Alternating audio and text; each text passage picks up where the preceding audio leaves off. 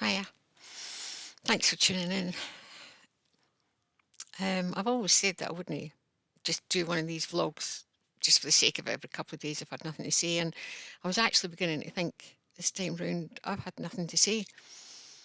But I was sitting, Sunday's a day that I like to fast. Um, where possible, I go through the whole day. Some days I don't manage it, and certainly in the evening I don't sleep well the night after.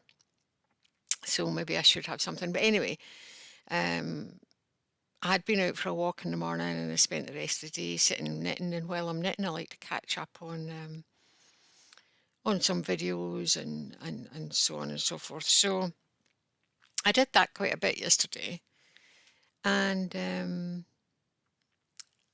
what it triggered in me was levels of knowingness. And we use the phrase, wakened up, and we assume if somebody's awake, they're awake. And a lot of us, well, there are some folk who've spent all their lives diving down rabbit holes. My son claims to have been a conspiracy theorist since he was 18. He's now 32. I don't know how much he knows about the past few years, um, but certainly what I'm finding in videos and tweets and other such thing from supposed truthers, as they probably want to be known, people who are aware, people who are spiritually aware, is that there are definite levels of knowing. And the first one that struck me yesterday was a tweet from Dr. Whatsit, who had been pro uh, pop up tent until his father died very suddenly shortly after his visit to the pop up tent. Um, and his recent tweet was, "There's none of us will be safe until a certain Mr. Gates is dealt with." And then the other thing, I was watching a chap, um, and he was given a very scientific explanation of how the physics meets the spiritual, and he was obviously very aware in that area. But then he turned around and said something exceptionally derogatory that we should all take for granted about that damned Putin.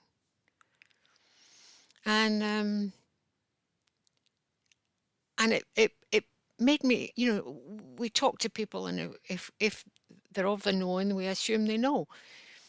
And if they're not of the known on something that we've said and they don't get it, we assume they're not in the know. And what we do need to remember is that there's so much coming to light at the moment.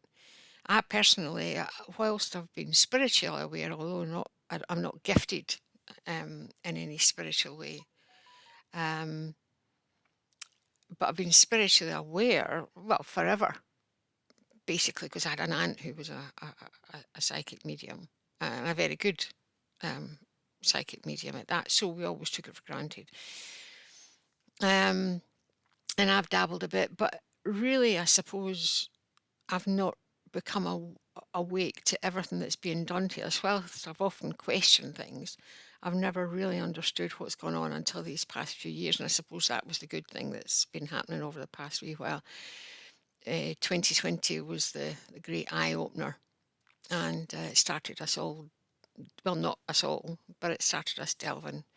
And we've had the best part of 3 years, or the worst part of 3 years, looking at this. But even now, as I say, I'm finding that they know a bit about one thing, but don't know the whole picture. They don't understand the KM infiltration. They don't understand that the people that we see in the media that we can blame for things, like the thing that shuts the hole in the fence and so on. Um, these things that we can see and attribute certain things to are the ones that are being pushed to the front. Almost the reputation is almost expendable for the folk that are at the top. Um, so it's not enough to cut the tip off that iceberg. And hopefully over the next wee while,